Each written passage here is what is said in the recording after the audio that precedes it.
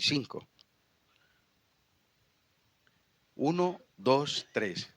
En todo os he enseñado que, trabajando así, se debe ayudar a los necesitados y recordar las palabras del Señor Jesús que dijo: más bienaventurado es dar que recibir. Amados hermanos, sentémonos. Entonces les decía que esta fue una de las últimas instrucciones que el apóstol Pablo le da a estos hombres. Recordando las palabras del Señor Jesús, más bienaventurado es dar que recibir. Y como les decía, venimos estudiando un tema llamado el cristiano y el dinero. Es un tema muy amplio en la Escritura y muy necesario para nuestras vidas. De hecho, todos nos hemos metido en muchos problemas económicos. Muchas veces la paz del cristiano, el gozo del cristiano, el descanso del cristiano se lo ha robado el mal manejo del dinero y las consecuencias. Porque conseguir dinero no es fácil, como la Biblia lo enseña, pero una vez se tenga, manejarlo es un problema.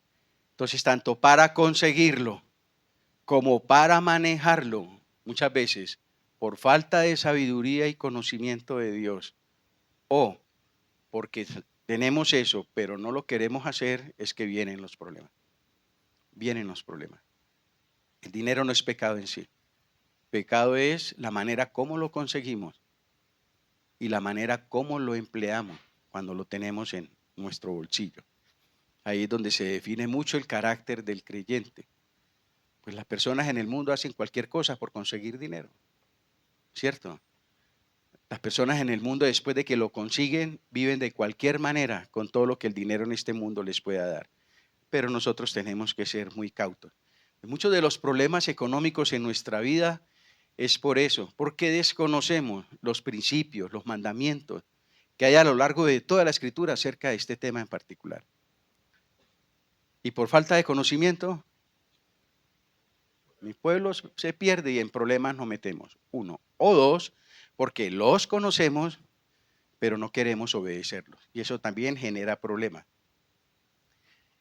2 aspectos que tienen que ver con la doctrina bíblica del dinero bien importante, bien fundamentales. Es el punto de partida de todo lo que tiene que ver con el dinero en la Biblia que Dios nos enseña. Primer punto básico, fundamental. Ya lo han mencionado aquí, lo mencioné mucho en la enseñanza pasada. Y es que Dios es el dueño de todo. Dios es el creador de todas las cosas. El universo y todo lo que en él hay, todo tiene un dueño. Todo tiene un Señor, un amo. Y es nuestro buen Padre Celestial. Él es el dueño y Señor de toda la creación. No solo es el dueño y Señor, sino que la sustenta, la cuida. Ese es un principio fundamental, importante a entenderlo. Nada es nuestro, todo es de Dios y las mismas escrituras lo enseñan. En Levítico 25:23 dice la palabra de Dios: la tierra no se venderá a perpetuidad, porque la tierra mía es, dice el Señor. Pues vosotros, forasteros y extranjeros, sois para conmigo. En esta tierra que pertenece a Dios, usted y yo somos ¿qué? Inquilinos. Dios nos tiene alquilado un pedacito de terreno donde vivimos cada día. Somos inquilinos en esta tierra, porque la tierra pertenece al Señor. Salmos 24:1, del Señor es la tierra y su plenitud, el mundo y los que en él habitan. Y Ageo 2:8, mía es la plata y mío es el oro, dice el Señor de los ejércitos. De modo pues que a lo largo de toda la Escritura vemos este patrón, este principio fundamental cuando queremos empezar a entender lo que significa la doctrina del dinero en la Biblia. ¿Cuál es? Que Dios es ¿qué? Es el dueño de todo. Solo Él. Lo que tú y yo tenemos realmente no nos pertenece. Hasta nuestra vida le pertenece al Señor. La salud, las fuerzas, la inteligencia, todo, hermano, realmente todo pertenece a Dios. Nada es nuestro. Todo es prestado de parte de Dios. Y de ahí deriva el segundo principio básico, fundamental, que estuvimos viendo en la clase anterior. Y es, como Dios es el dueño de todo, ¿qué somos nosotros?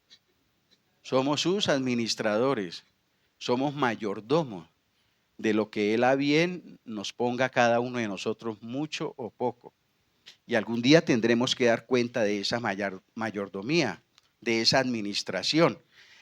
Y estamos hablando puntualmente del dinero, que es una de las áreas que abarca la gran mayordomía cristiana. Pero también podemos hablar del tiempo, también podemos hablar de nuestras capacidades, de los dones espirituales, también podemos hablar de nuestras relaciones interpersonales. Por eso también tenemos que dar cuenta tu rol como papá, como esposo, tu rol como hermano, tu rol como esposa, mamá, como hijo. Todo eso algún día tendremos que rendir cuentas a Dios. Por ejemplo, en el caso de nosotros los hombres, que Dios no nos ha dado el privilegio de tener una esposa y unos hijos.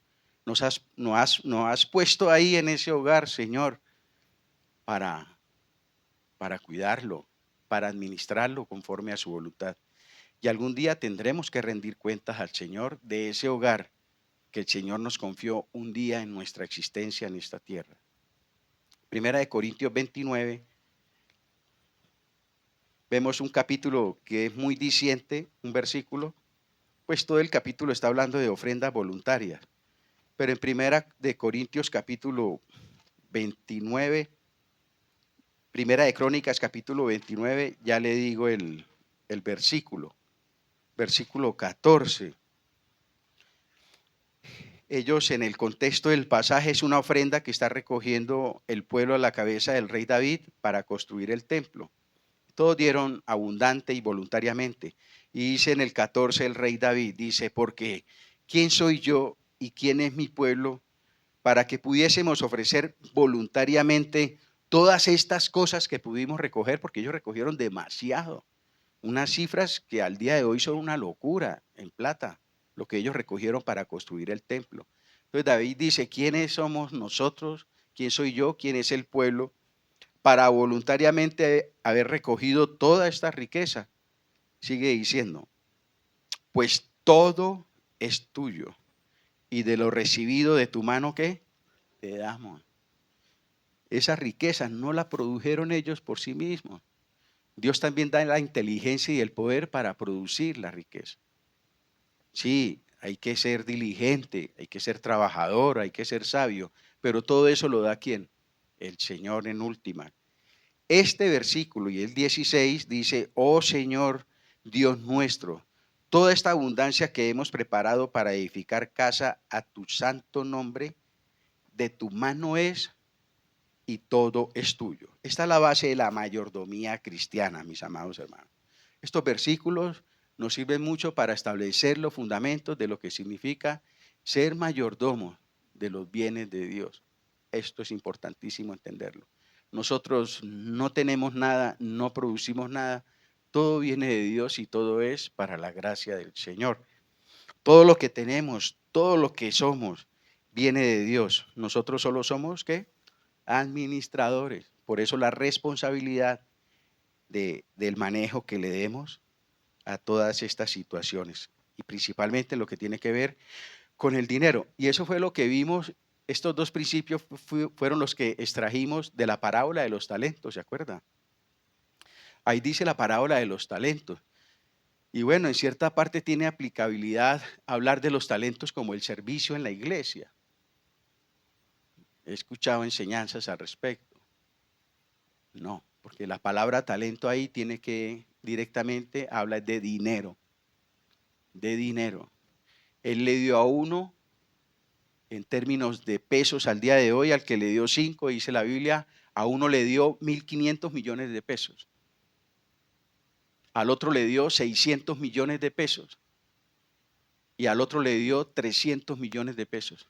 Un talento equivale al día de hoy a 300 millones de pesos. Ahí está hablando de dinero. ¿Quién dio el dinero? El Señor. Llamó a sus siervos. Soberanamente escogió 3. Venga, muchachos. Y soberanamente le dio a cada uno conforme a su capacidad. A uno él dijo, a ti te voy a dar 5, a ti te voy a dar 2 y a ti te voy a dar 1. Y dice la Biblia que se fue y se demoró mucho tiempo. Y al tiempo, como él era el dueño de ese dinero que les dio a ellos para trabajar, Él tenía todo el derecho de llamarlos ¿a qué? A cuentas. Y así lo hizo. Demostrando con todo esto, estos principios. Dios es el dueño de todo y nosotros simplemente sus administradores. Qué lindo poder entenderlo y ponerlo en práctica. Poder entenderlo, conocerlo doctrinalmente, es muy fácil, relativamente fácil. Haga usted un estudio de este asunto en la Biblia, sí, eso por toda la Biblia y puede sacar muchos conceptos y muchos principios y muchas ideas bíblicas. Pero el verdadero desafío es ¿a qué? A vivirlos, a ponerlos en práctica. Mire, empezando por estos dos versículos, por estos dos principios, perdón. El poder entender y permitir de que estos principios sean prácticos en nuestro día a día, hermanos, se necesita de mucho. Tenemos que prácticamente renunciar y morir al egoísmo natural que hay en nosotros. Al creer que nosotros podemos controlar nuestro dinero, manejar nuestro dinero como yo pienso y como yo quiero. Y eso no se quita de la noche a la mañana. Eso es un proceso, eso es un trabajo del Espíritu Santo. Hasta que nos rindamos y podamos entender que realmente todo lo que tenemos pertenece a Dios y nosotros somos solamente administradores. Cuando esto explota como una bomba en nuestra mente, nos libera de muchas situaciones. Estoy haciendo como a manera de introducción, como un resumen de lo que vimos para contextualizarlo.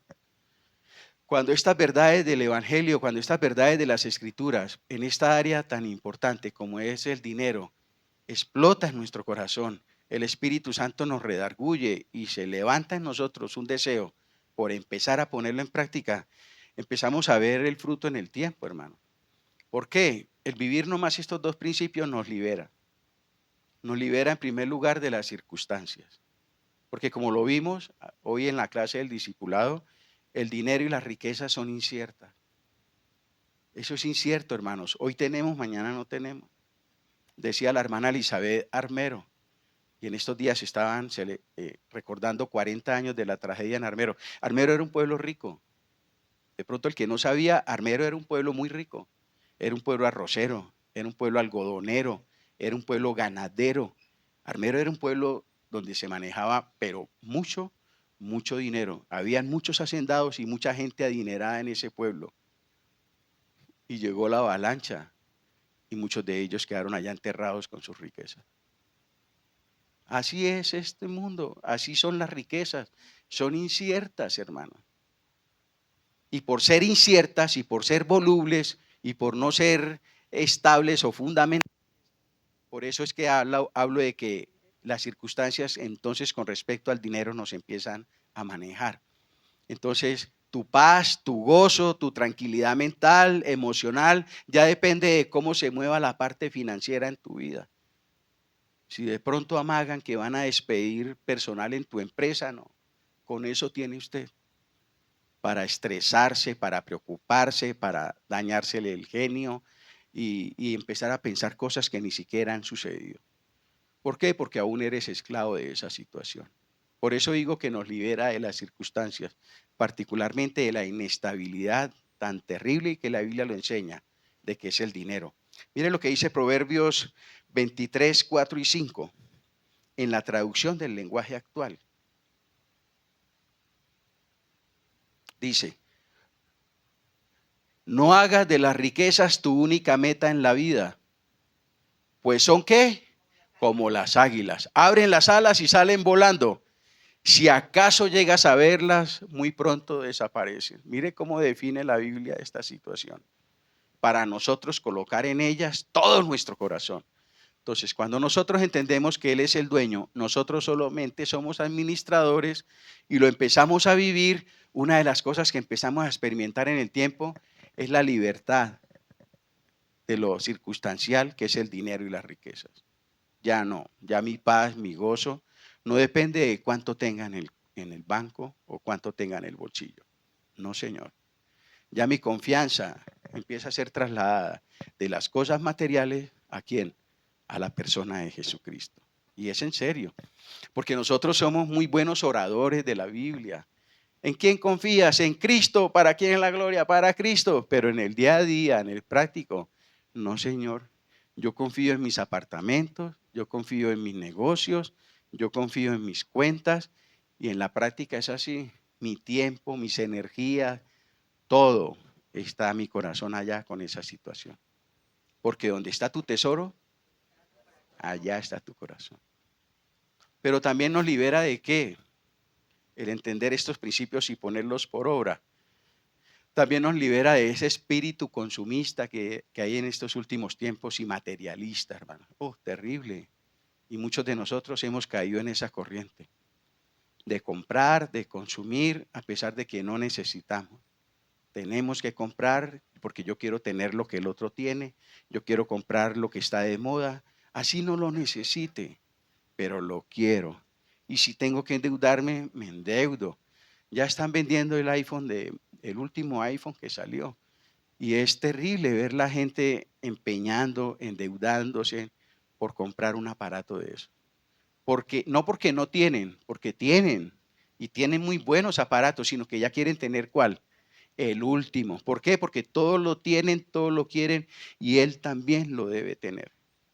Entonces nos atrapa ese espíritu cuando no entendemos estos principios y queremos tener lo que el otro tiene. Y queremos tener cosas que no necesitamos. Y muchas veces pasa la vida y llegan las circunstancias y nos damos cuenta que el dinero no todo lo puede comprar, ¿cierto? El dinero no lo puede comprar todo, mis amados hermanos. Es imposible. El dinero tampoco lo puede hacer todo y el dinero tampoco lo es todo. Por lo general reconocemos estas situaciones del dinero, pero a través de problemas y tragedias. Por ejemplo, una enfermedad terminal. ¿Cuántos ricos darían toda su riqueza por pararse de esa cama o ser sanos? Y usted en una cama con un cáncer terminal, una enfermedad terminal y tapado en la plata y saber que todo eso en nada le puede ayudar. Eso produce impotencia, eso produce hasta tristeza. Yo toda la vida que me maté, que me esforcé, que me sacrifiqué para acumular y acumular y acumular, y hoy postrado en esta cama, moribundo, sufriendo, con dolores, nada ni nadie me lo puede quitar, ni aún el dinero por el que tanto trabajé. Eso trae desconsuelo, eso trae tristeza. Entonces nos liberta también de ese espíritu materialista y de ese espíritu de consumismo que tenemos en estos últimos tiempos, pero también nos liberta de la tacañería y la mezquindad. No le dé pena reconocer que usted es un tacaño, que usted es un mezquino, al igual que yo. Lo somos, hermano. No hay tiempo para colocar ejemplos, pero por lo general la mayoría de nosotros, por no decir todos, somos tacaños y mezquinos. ¿Sabe por qué? Porque aún ese espíritu egoísta domina nuestra vida. Somos egoístas por naturaleza. Y eso es lo que el Señor quiere quebrantar en su vida y en mi vida. El egoísmo.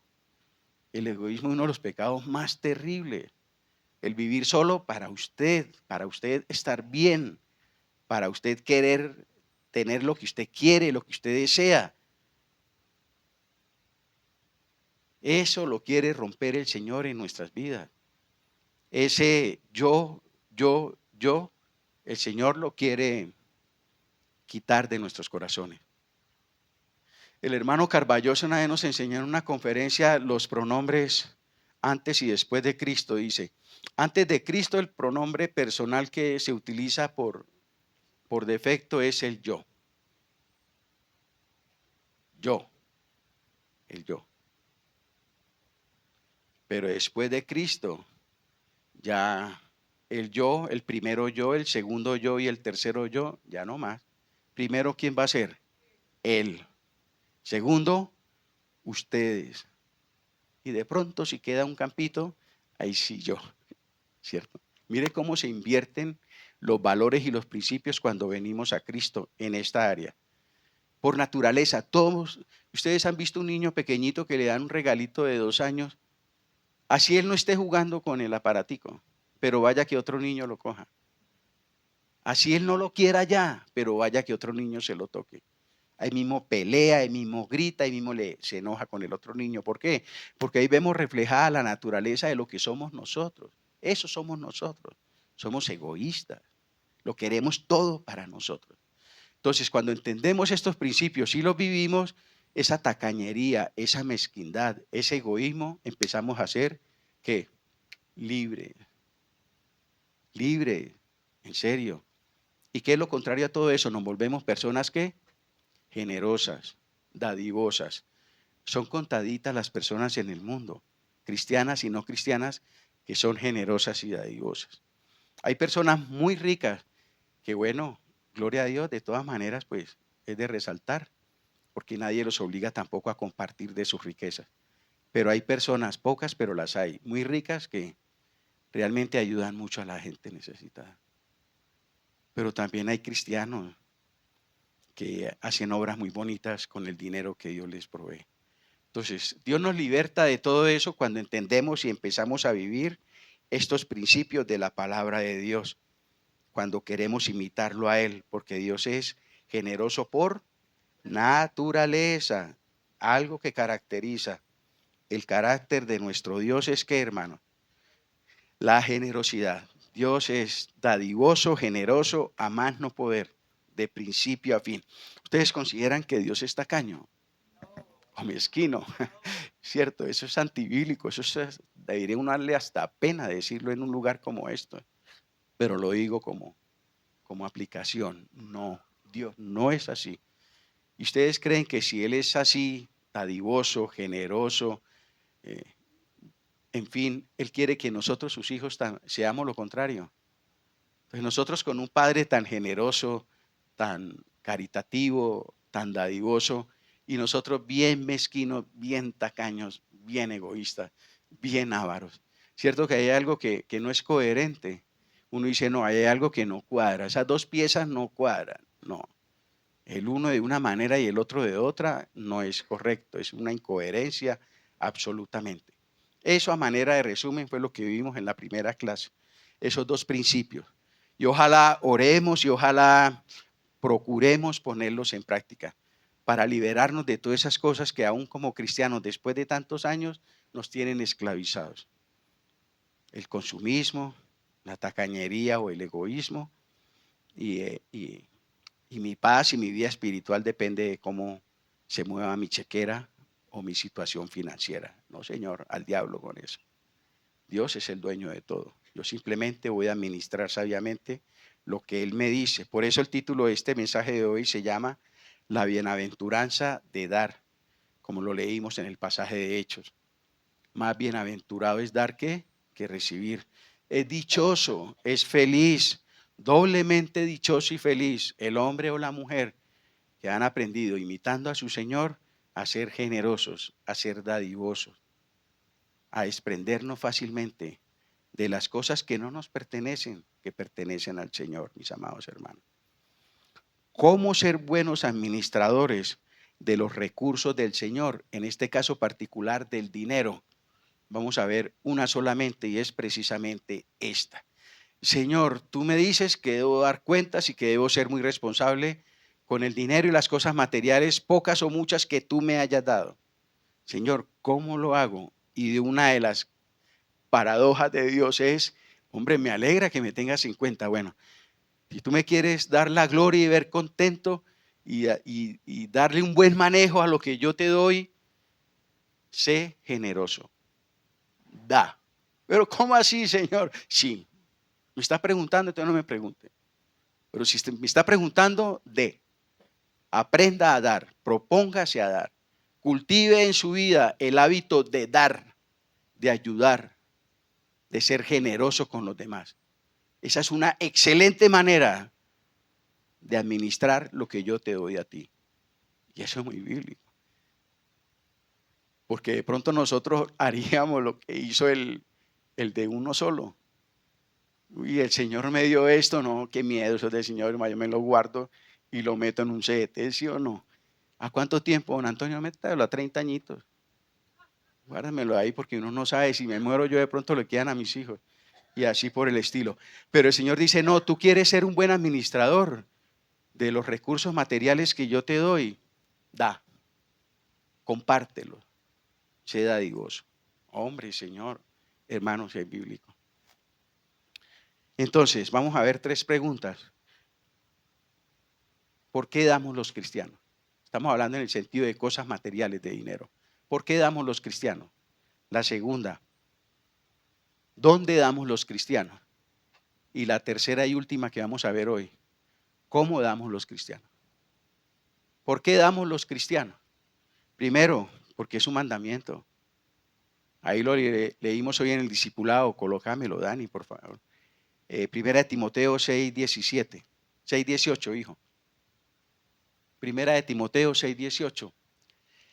Que hagan bien, que sean ricos en buenas obras, dadivosos, generosos. Esa es la voluntad de Dios para su vida y para mi vida en cuanto a las cosas materiales. Lea el contexto, Él viene hablándole a los ricos, a las personas que tienen mucho dinero, pero igual eso nos compete a todos nosotros, hermano. Para todos, tengamos mucho o tengamos poco. Esa es la regla del Señor, que todos seamos ricos en buenas obras, en dádivas. Y ahora yo digo algo. Si para usted ser mezquino o ser tacaño necesita tener mucho dinero, ¿los pobres no somos tacaños, egoístas y mezquinos? ¿O qué? ¿O solamente esos son los ricos? Somos nosotros también. De hecho, yo he conocido gente materialmente muy pobre, pero un egoísmo, una tacañería hasta con ellos mismos. Entonces esto no es de cuánta cantidad de dinero que tengas, esto es del corazón. Dios quiere que todos sus hijos, que todo su pueblo, seamos personas que dadivosas, generosas, por un lado. Por otro lado, como lo leímos en Hechos 20:35, ¿por qué damos los cristianos? Hermano, porque ejercitarnos en esa buena obra, pues va a reproducir una vida de gozo, de contentamiento en su vida y en mi vida. El saber usted que Dios le está utilizando poco o mucho para ayudar a otra persona en necesidad. Y no tiene que ser un hermano en la iglesia, y no tiene que ser alguien de su familia. Puede ser aún una persona que usted nunca vuelva a ver en la vida. Pero de verle el rostro alegre, de verle de pronto la alegría por la barriguita llena, porque le calmó un hambre, porque le regaló unos zapatos, porque estaba descalzo. Eso es gozoso. Eso produce alegría, felicidad.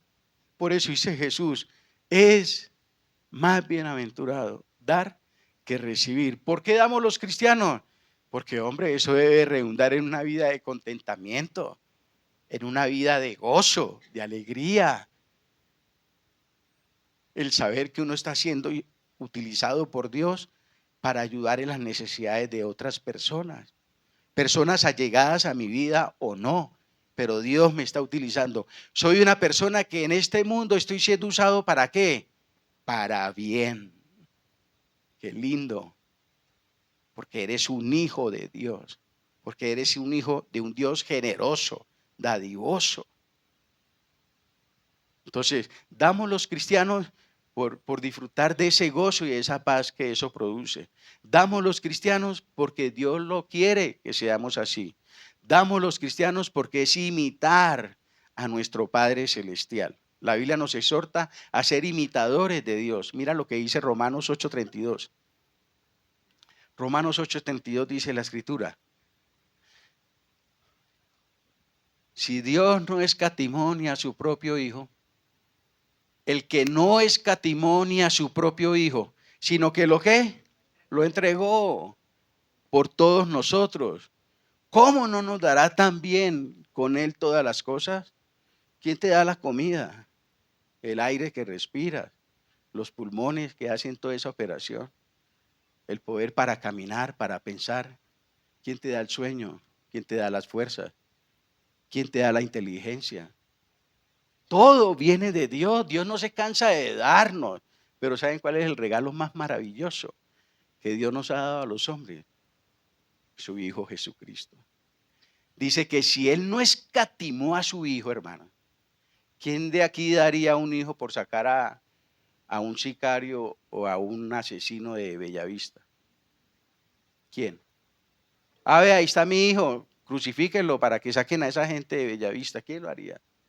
Nadie lo haría. Dios dio a su único hijo para que fuera muerto en una cruz por nosotros los pecadores, por nosotros sus enemigos. por nosotros los que aún después de ese sacrificio y regalo le íbamos a dar la espalda, lo íbamos a menospreciar, lo íbamos a olvidar. Y a pesar de eso, Él dio a su Hijo. Mire el corazón de Dios. Y dice, y si Él dio a su Hijo, que es lo máximo que Él nos puede dar, dice, ¿cómo no nos dará también con Él todas las cosas? Qué lindo ser como el Señor. Qué lindo poder imitarlo. Y esa es la vara que tenemos nosotros que colocar en nuestras vidas. Imitar el carácter de nuestro Dios. Y parte de ese carácter es su, ¿qué? Su generosidad. Pero también la Biblia dice que los cristianos damos porque al fin y al cabo somos hechura suya, creados en Cristo Jesús para buenas obras. Buenas obras que Dios preparó de antemano, ¿para qué? Para que anduviésemos en ellas, hermanitos. Para que anduviésemos en ellas. Y esas buenas obras que Dios preparó de antemano para que anduviésemos en ellas, es esto que estamos hablando. Ser buenos administradores de esos recursos. ¿Cómo? Compartiendo con el necesitado. Compartiendo con el que Dios quiere que yo comparta. Lo poco o mucho que Dios me da. No, hermano, entonces eso, no. Tú puedes ser pobre económicamente, pero yo sé que algo tienes para compartir con alguien que es mucho más pobre que tú. Quitémonos esa idea de la cabeza, que porque no gano millones, entonces no puedo poner en práctica estos principios. No, Señor. Y si no, ¿ustedes creen que la viuda que fue al templo era una mujer adinerada? Echó lo más poquito que tenía cualquier persona en ese entonces. Y dice la Biblia que era lo único que ella tenía, no tenía más nada.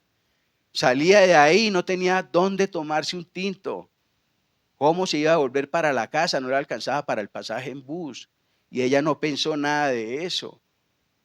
Es que si echo esas moneditas me toca irme a pie. Es que si echo esas moneditas no tengo cómo tomarme un tinto. Porque no le daba para más nada. Ella no consideró eso. Echó ¿qué? Todo lo que tenía. ¿Quién la estaba viendo? Nadie. Dice que Jesús estaba viendo cómo los hombres echaban sus ofrendas allá en ese lugar. Y Él lo hace aún hoy. Cuando tú en lo secreto ayudas a alguien, Él lo está viendo. Ahora, cuando compartimos sacrificialmente, porque es bueno dar cuando nos sobra. Señor, me regala una camisita que mi hijo no tiene que ponerse o yo, en fin. Y voy y abro el closet. Todo eso son puras camisas y pantalones. Y no cojo el nuevo. Si le regalo una camisa, le regalo una que esté rota y vieja. Y me pongo a buscarla. No, esta no, esta es la que voy a comprar, no, esta apenas tiene una postura. Y le doy la vuelta a todo hasta que encuentre la vieja, la rota, la que ya tiene polilla. Esa la regalo. Pero cuando damos sacrificialmente, hombre, yo esta camisa me enamoré, hice un sacrificio para comprarla. Pero Señor, precisamente esa es la que tú pones en mi corazón, darle a esa persona. Yo lo voy a hacer. Eso es lo que vale. Eso es lo que tiene valor delante del Señor. No lo que te sobra. No. Es lo que nos cuesta. Por eso damos los cristianos. Porque nuestro Padre es así. Por eso damos los cristianos. Porque es un mandamiento de Dios. Por eso damos los cristianos. Porque el hacerlo produce gozo y alegría. Por eso damos los cristianos. Porque esas son las buenas obras que Dios preparó de antemano. ¿Para que qué? Para que caminemos en ellas, mis amados hermanos. Para que caminemos en ellas. ¿Dónde deberían dar los cristianos? Vamos a mirar en primer lugar, en este punto, gracias, mija, en aquellas áreas de la Escritura donde es obligación dar. Y hay dos específicamente. ¿Dónde doy como cristiano, Señor? ¿Dónde puedo yo apoyar, ser generoso, compartir de lo que tú me has dado a mí como hombre, como mujer cristiana? Bueno, hay específicamente dos áreas en la Biblia que es obligación. Dios no nos está pidiendo un favor, lo tienes que hacer. Si queremos ser buenos mayordomos de las cosas del Señor. Y son muy explícitas y son muy puntuales.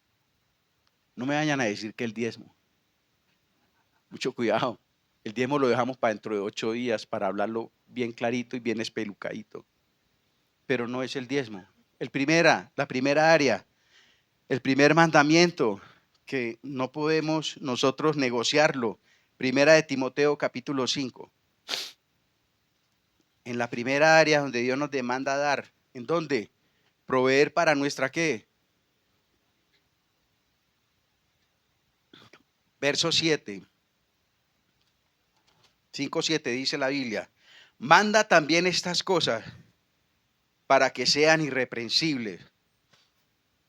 Porque si alguno no provee para los suyos y mayormente para los de su casa, ¿qué dice la Biblia? Ha negado la fe y es peor que un incrédulo.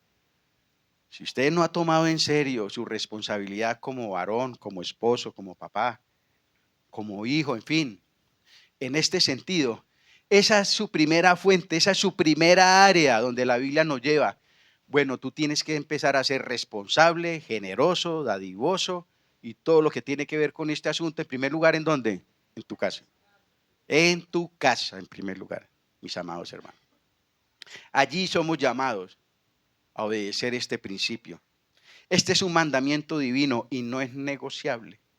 Si no se cumple, el testimonio del Evangelio queda muy, pero muy mal parado ante los gentiles.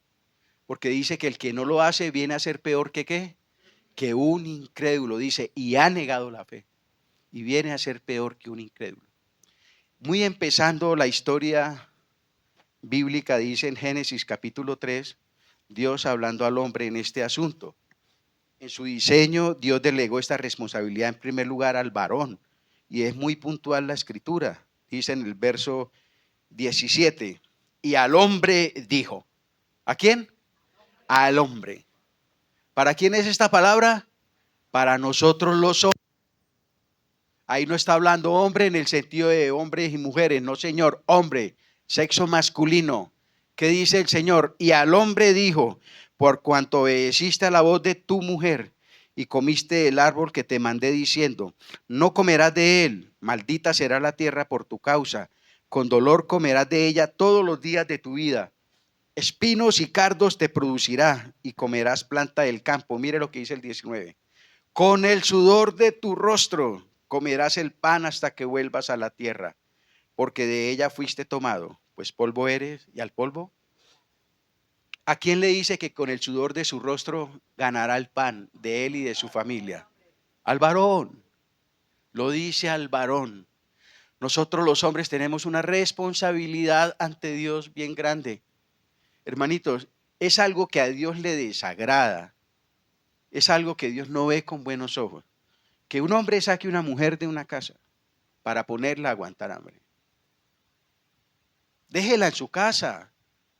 Déjela, como sea sus papás, como sea, ya proveen para las necesidades de ella.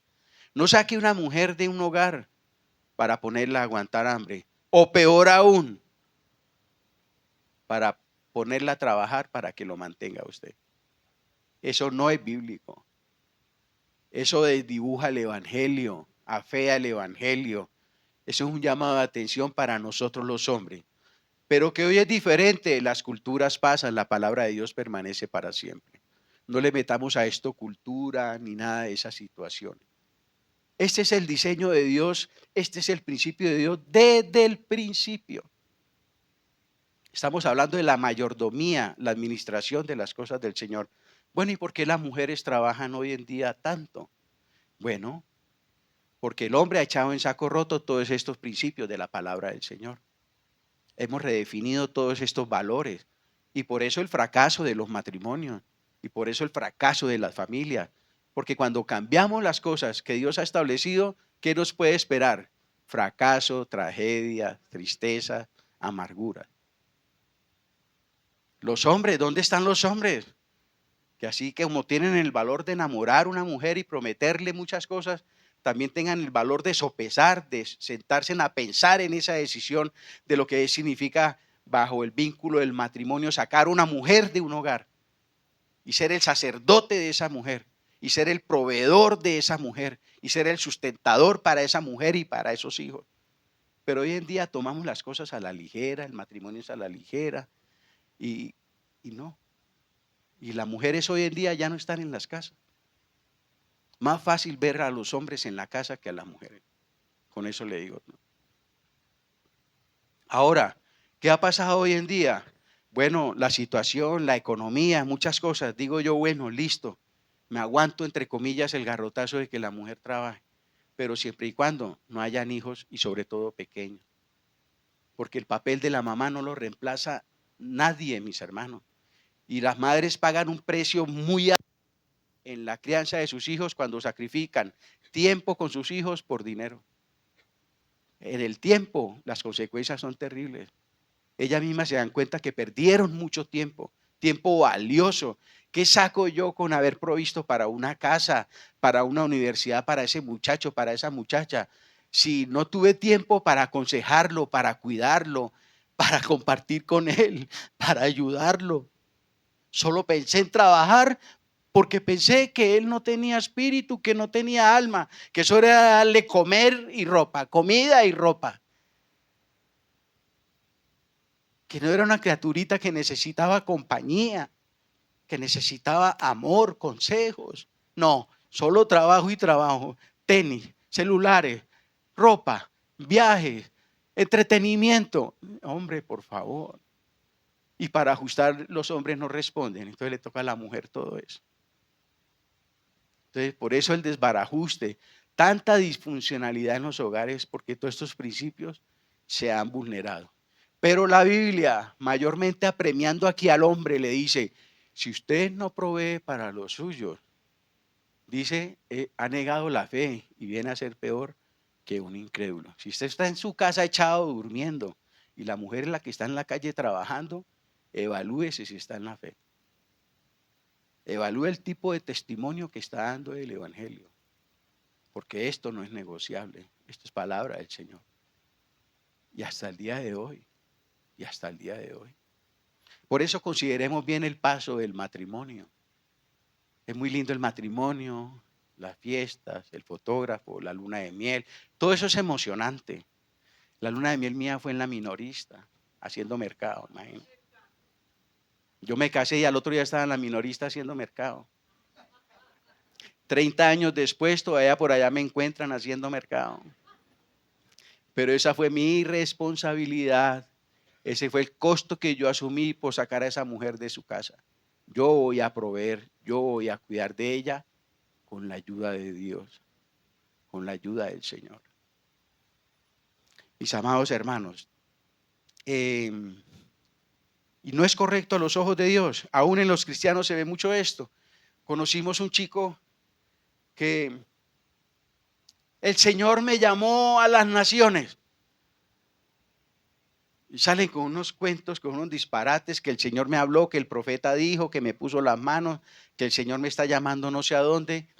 Sacó una niña de la iglesia, se casó con ella, tuvieron 2 bebés y todo el mundo le ofrecía empleo porque era un buen trabajador, pintor, lo que lo pusieran a hacer, pero a lo último ya no quería trabajar. Y la muchacha ya hablando con el pastor de la iglesia, mire, nos van a cortar los servicios, Fernando no quiere trabajar. Él dice que el Señor lo llamó a las naciones. Entonces él mantenía en la iglesia ayunando y orando y no se perdía nada en la iglesia porque el Señor lo llamó a las naciones. Que él no puede ir a perder el tiempo trabajando y con una mujer y 2 hijos aguantando hambre en la casa. Yo hoy en día le hubiera dicho al pastor, pastor, yo me quito la correa y le doy una juguetera. Vaya primero a proveer para los suyos, hermano. Vaya primero. ¿Cómo vas a ir a las naciones, a hacer luz a las naciones cuando eres oscuridad en tu casa? Tenés a tu esposa y a tus hijos aguantando hambre, hombre, ¿cuál luz? ¿Cuál predicadores que salen con unos cuentos, hombre, hoy en día en las iglesias? Un emocionalismo, unas mentiras que lo que hacen es distorsionar la verdad de las escrituras. No, Señor. Dios primero lo llama a hacer luz a uno en donde, en su hogar. Y empiezan por cosas como esta. Proveer para los suyos. Qué rico estar en la iglesia sirviendo. Qué rico poder colaborar. Tengo ese deseo, ese sentir, pero tengo una obligación muy grande y tengo que trabajar. Yo hasta que no me jubilé en la policía no me comprometí de tiempo completo en la iglesia. Porque yo no iba a renunciar a la policía. Ese fue el medio que Dios me dio para sostener a mi esposo y a mis hijos. Y todo tiene su tiempo y Dios honra a los que le honran. Lo hice con responsabilidad, lo hice con amor, de trabajar para una empresa tantos años, pero Dios me dio el privilegio de jubilarme joven. Y llevo ya un buen tiempo, más de una década, sirviéndole al Señor de tiempo completo. Porque la Biblia dice que Dios honra a los que le honran, mis hermanos. Y en segundo lugar, dar a la iglesia local. Es bíblico, hermanos, es bíblico. En primer lugar, ¿en dónde dan los cristianos? En primer lugar, es un mandamiento a tu familia, a tu hogar, a tus hijos. Ay, no, que es Corbán. La mamá está aguantando hambre. La viejita no tiene para unos remedios, pero el hombre tiene un poco de plata en el bolsillo y ¿por qué no le das para una fórmula a tu mamá? No, es que es Corbán. Eso, con eso le salieron a Jesús, imagínense. Y Jesús dijo, ¿Corbán? No, Señor, ¿cuál Corbán? El Corbán es honra a tu padre y a tu madre para que tengas largura en tus días. Deje ese Corbán ahí y vaya, córrale, ayúdele y súplale las necesidades de su mamá. También tenemos responsabilidad con nuestros padres, hermano. Nuestros padres lo dieron todo por nosotros. Dieron su vida, su juventud, su salud, sus recursos, para que hoy en día nos olvidemos de los viejos. No, Señor, qué cuento de Corbán. Ay, es que esto es separado para el Señor. Pues el Señor no se va a enojar si no lo das y lo llevas y ayudas a tu papá, a tu papá y tu mamá aguantando hambre, tu papá y tu mamá necesitando un acetaminofén porque no tiene para comprarlo. Y usted religioso, que es Corbán. Cuidado, también hay que proveer para nuestros viejos. También hay que ayudar a nuestros viejos, no olvidarnos de ellos. Eso hace parte de honrarlos, de ayudarlos, de tenerlos en cuenta en sus necesidades cuando las tienen. En segundo lugar, la iglesia local. Gálatas 6:6. ¿En dónde deberían dar los cristianos? En la iglesia local. Gálatas 6:6 dice la escritura, el que es enseñado en la palabra, haga partícipe de toda cosa buena. ¿A quién? Al que lo instruya. Pero muchas veces yo como en este restaurante y voy pago al frente. ¿Ustedes creen que eso es correcto? Si yo entro a un restaurante y pido un almuerzo y me lo como, ¿en dónde debo pagar yo el almuerzo? En ese restaurante. Si Dios me puso en una iglesia local y en esa iglesia local estoy creciendo, estoy aprendiendo, estoy madurando, están pendientes de mi vida espiritual, me corrigen, me exhortan, me enseñan, me están alimentando con la palabra de Dios. ¿Cuál es mi responsabilidad? ¿Llevarla a dónde? A ese lugar donde estás recibiendo todas esas bendiciones de parte del Señor.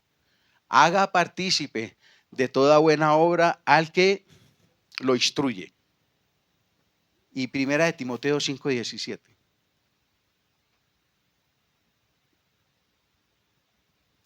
Dice la escritura, los ancianos que gobiernan bien en el contexto de iglesia. Cuando habla de ancianos está hablando del contexto de iglesia.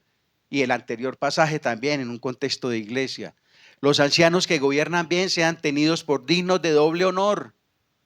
Mayormente los que trabajan en predicar y enseñar. Trabajar es un oficio, es una función.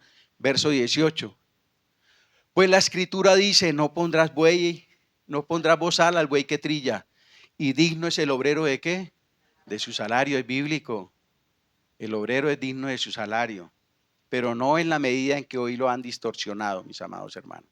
Hoy hay una distorsión total de esto que tiene que ver con el dinero en la iglesia, que eso lo vamos a ver el próximo domingo, con los diezmos y esta situación.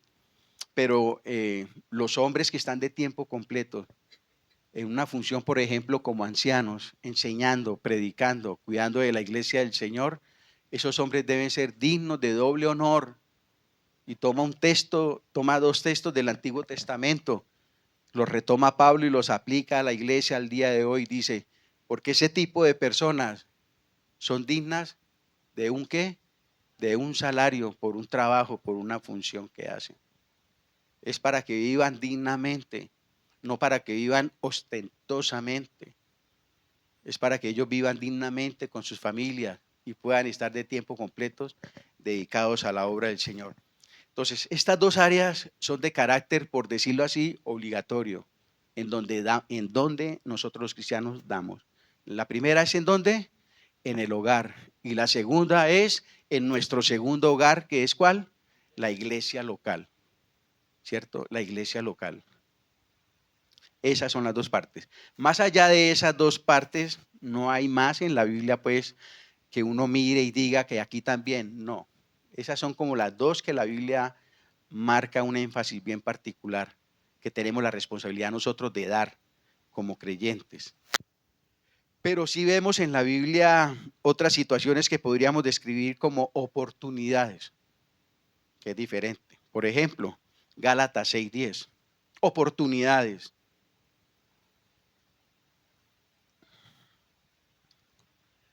Así que según tengamos ¿qué? Oportunidad. Mire que no es obligación. Así se presente la oportunidad, hagamos bien a todos y mayormente a los de la familia de la fe. Y también Proverbios 3:27. Muy bonito este proverbio. Me encantó recordarlo. No te niegues a hacer el bien a quien es debido, cuando tuvieres poder para hacerlo. Una cosa es que usted no pueda y otra cosa es que tenga y lo pueda hacer. Esto de oportunidades es muy relativo. No todos tenemos muchas veces las mismas oportunidades. Eh, a mí se me han presentado de una manera, a ustedes de otra manera, pero yo sé que todos hemos tenido oportunidad de compartir de lo que tenemos con una persona necesitada. Yo sé que todos hemos tenido esa oportunidad. Por ejemplo, mirando estos dos versículos, por ejemplo, nosotros como iglesia, en conjunto, como iglesia, hemos tenido la oportunidad y lo hemos hecho. En primer lugar, con los hermanos necesitados de la iglesia. Ellos no están pidiendo, ellos no están exigiendo, me tienen que dar. No, Señor. No he escuchado al primer hermano o hermano de la iglesia que diga una situación tan fea como esa, de que me tienen que dar. No. Y eso es bueno de la familia. Cuando uno vive la iglesia como el contexto de familia, nos conocemos en muchas áreas y aprendemos a conocernos en nuestras necesidades. Y cuando hay una familia que es la iglesia, que es consciente de todo esto, vemos la necesidad de un hermano como una ¿qué? Oportunidad para ayudar a nuestro hermano en la fe. Entonces tenemos la ¿qué? La canasta de amor. Y dependiendo del problema que esté pasando el hermano, si necesita medicamentos, si necesita una ofrenda, si necesita una situación en particular. Gracias a Dios, como iglesia hemos aprovechado esa oportunidad con los hermanos en la iglesia necesitados. Y lo hemos hecho. Y yo sé que todos ustedes son testigos y lo seguiremos haciendo porque ese es el sentir de nosotros como iglesia. Son oportunidades que no podemos dejar pasar. Pero también hemos tenido como iglesia oportunidades con personas que no son de la iglesia. En su mente se acuerdan, muchas personas han entrado por esa puerta, entre comillas, de manera casual, con muchas necesidades, ¿sí o no? Y como iglesia, muchos de ellos ya no están con nosotros. ¿Por qué? Porque eran personas que estaban de paso con una necesidad, con una enfermedad de ellos o de un ser querido. Dios los ayudó, se fueron, los ministramos espiritualmente, les colaboramos con medicinas, con alojamiento, con alimentación, con transporte. Una vez me tocó llevar uno a la terminal del norte. Y todo con recursos de la iglesia, porque la iglesia tiene un rubro para situaciones como esas. Entonces son oportunidades que se nos presentan, por ejemplo, como iglesia y que al día de hoy, gracias al Señor, Dios nos ha dado el privilegio de ¿qué? De aprovecharlas como iglesia. pero también les animo porque de manera individual se nos presentan esas oportunidades. Muchas veces teniendo con qué ayudar a un vecino, a un familiar o aún a una persona que no conoces, cerramos el corazón y no lo hacemos. No significa de darle a todo mundo, mucho cuidado. Hay que tener discernimiento cuando se presenten esas oportunidades, pero es para hacerlo, mis amados hermanos, pero es para hacerlo. Siguiendo las enseñanzas de Cristo en cuanto a las limosnas, este principio que hablo de oportunidades, que la Biblia nos presenta oportunidades para poder nosotros ser generosos y compartir de lo que Dios nos da. Hay un principio bonito que nos enseña Jesucristo cuando se nos presente, porque una vez alguien me dijo, oiga, ¿y ustedes qué hacen en la canasta de amor? Yo no he visto el primero que digan que ustedes, me dijo una señora, ella ya partió con el Señor, delante de mi esposo una vez que fui a visitarla. Oiga, ¿y ustedes qué hacen con la canasta? ¿A quién se la entregan? Porque yo no he visto el primero, le dije, y no lo verá. ¿No lo ha visto, hermana? Y no lo verá. Porque usted no tiene, ni nadie en la iglesia tiene por qué saber lo que la iglesia le comparte a un hermano necesitado en la iglesia. Sea una ofrenda, sea una medicina, sea un mercado, sea lo que sea. Lo que tu mano derecha dé, no lo puede ver que la izquierda. Eso es tener estima por el hermano, eso es cuidar el corazón del hermano. Porque alguien en una necesidad es muy vulnerable.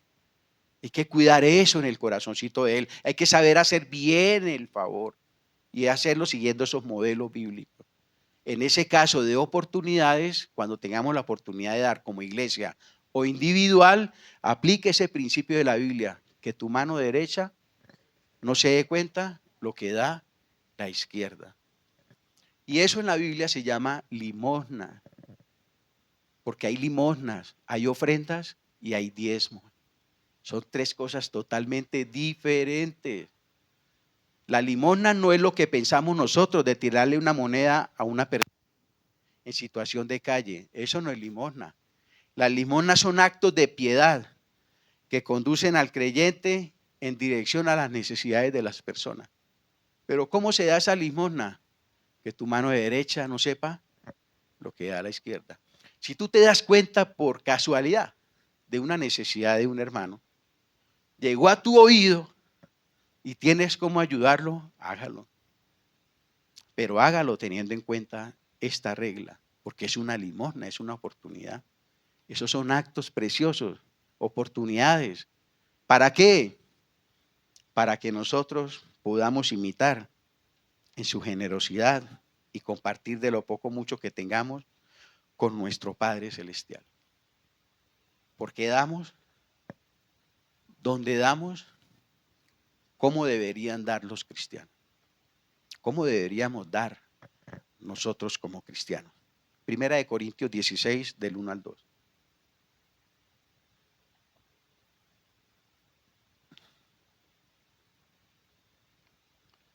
Primera de Corintios 16, del 1 al 2. Dice la palabra del Señor. ¿En cuanto a qué? A la ofrenda. No se les olvide. Limosnas, ofrendas y diezmos. La próxima clase voy a tratar bien. En cuanto a la ofrenda para los santos, haced vosotros también de la manera que ordené en las iglesias de Galacia. El domingo,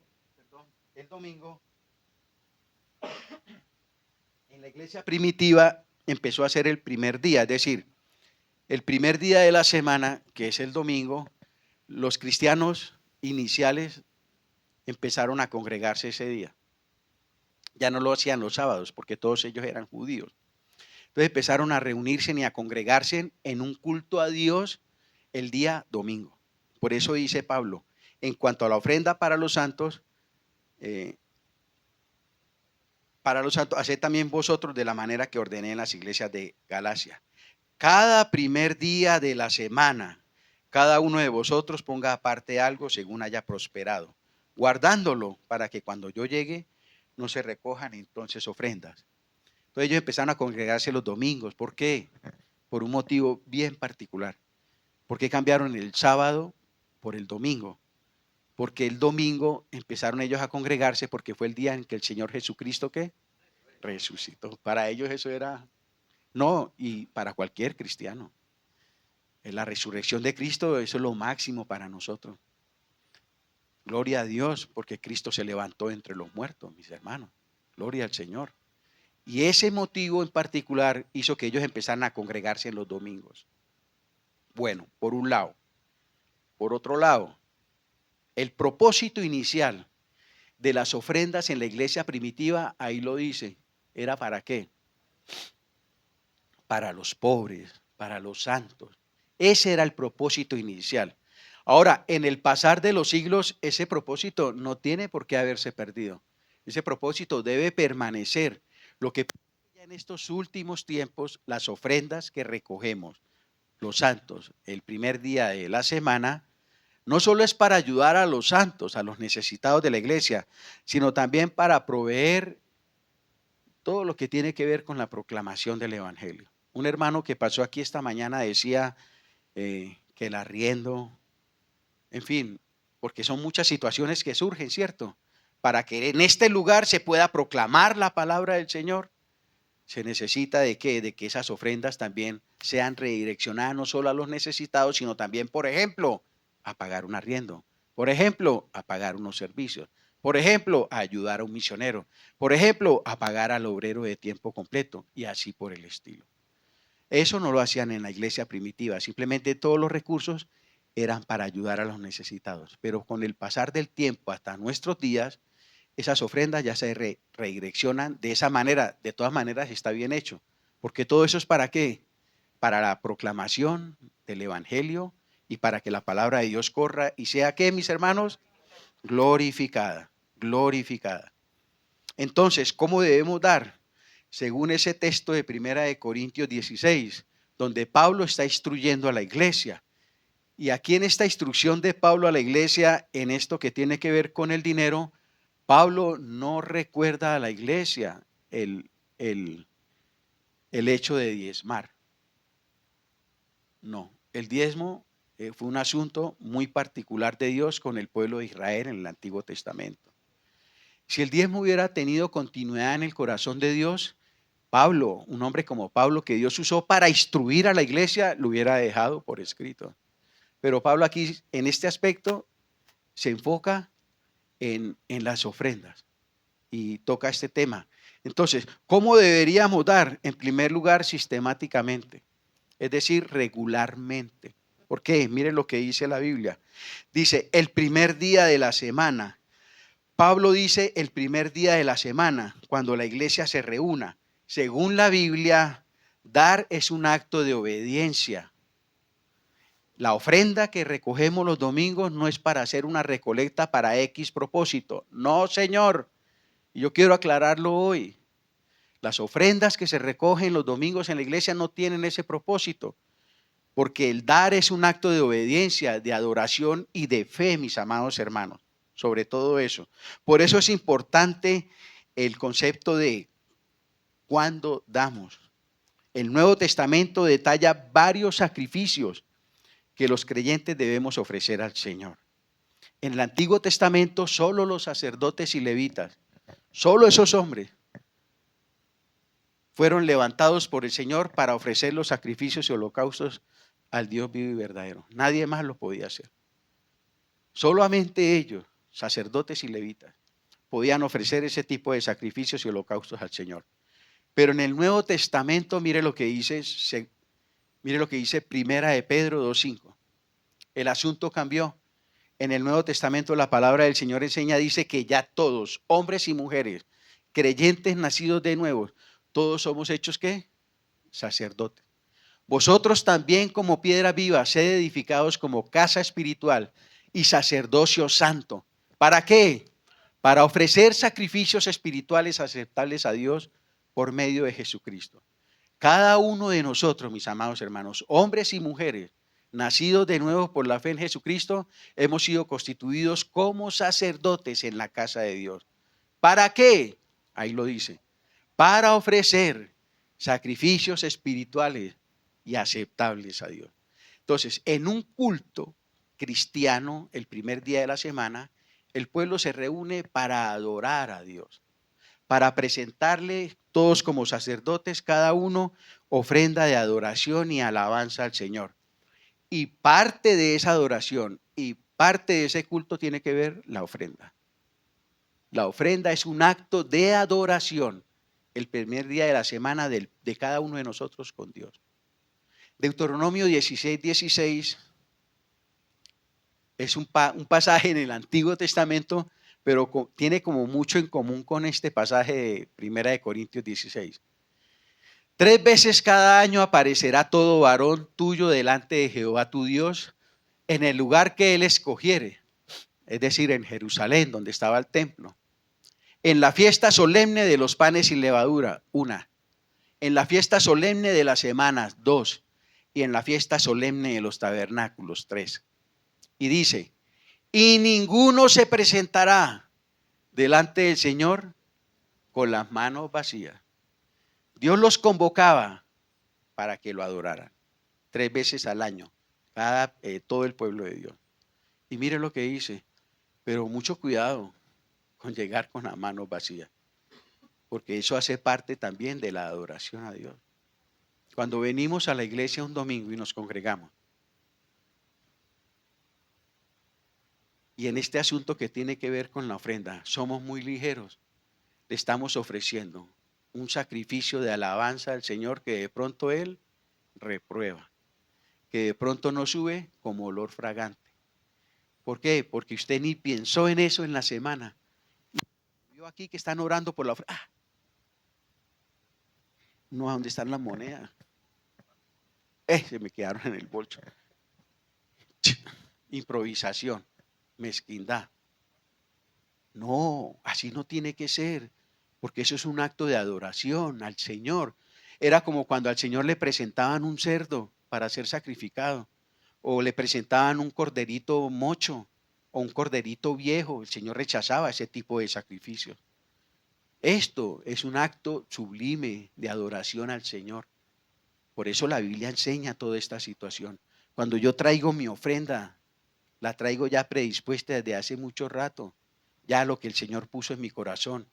Y no hago nada por improvisación. Ahora, muchas veces improviso de esa manera. Me acuerdo es cuando estoy aquí, o otras veces teniendo no doy. Pero se fue y pensó usted que le rindió un culto al Señor como tiene que ser. Y muchas veces no. Ese olor fragante no fue tan fragante para Dios. Esa ofrenda no fue tan fragante para el Señor, mis amados hermanos. Filipenses 4:18. La ofrenda es parte de mi adoración a Dios en el culto, mis amados hermanos. Pero todo lo he recibido y tengo abundancia. Estoy lleno, habiendo recibido de Epafrodito lo que enviasteis. ¿Qué?